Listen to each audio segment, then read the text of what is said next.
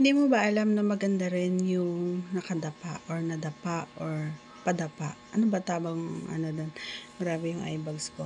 Hello, kumusta po kayong lahat? Ayan, so meron tayong pag-uusapan at paka-subscribe po ang ating channel and paki-click na rin natin tiny notification bell para ma-update po tayo meron tayong mga new upload videos. Ayan. Ito yung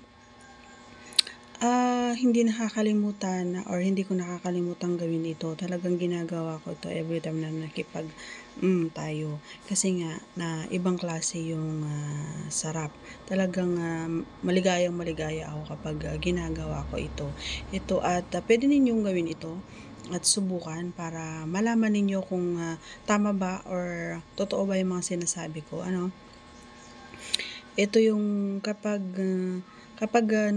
natapos na sa yung ang tawag dito, yung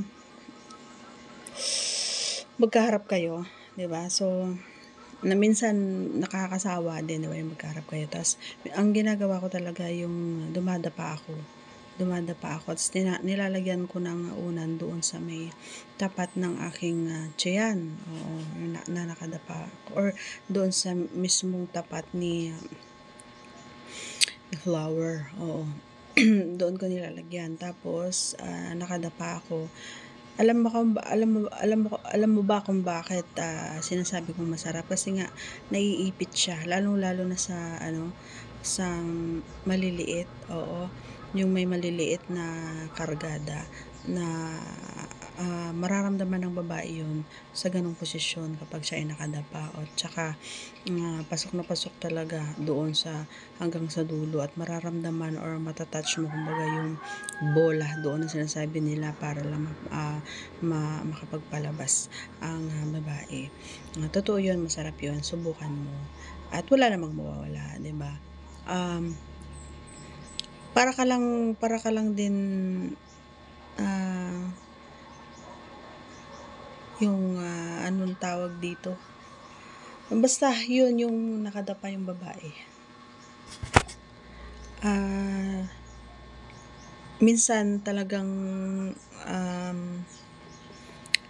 hindi hindi maiwasan na yung flower ay lumuluwag, 'di ba? So magandang posisyon 'yun para medyo naiipit yung kargada mo. Lalong-lalo na kapag maliit. So, yun lang, napakagandang aura at napakagandang posisyon. Pero kailangan mo pa rin ng konting pag-iingat. Oo, lalong-lalo na kapag hindi naman aware or hindi naman yung flexible kumbaga yung katawan ng kapareha mo. So, dapat flexible pa rin at saka gusto niya rin yung ginagawa mo. Pero for sure ako magugustuhan din ng babae yun. Lalong-lalo na yung lalaki. Yun lang. Masarap kasi naiipit siya.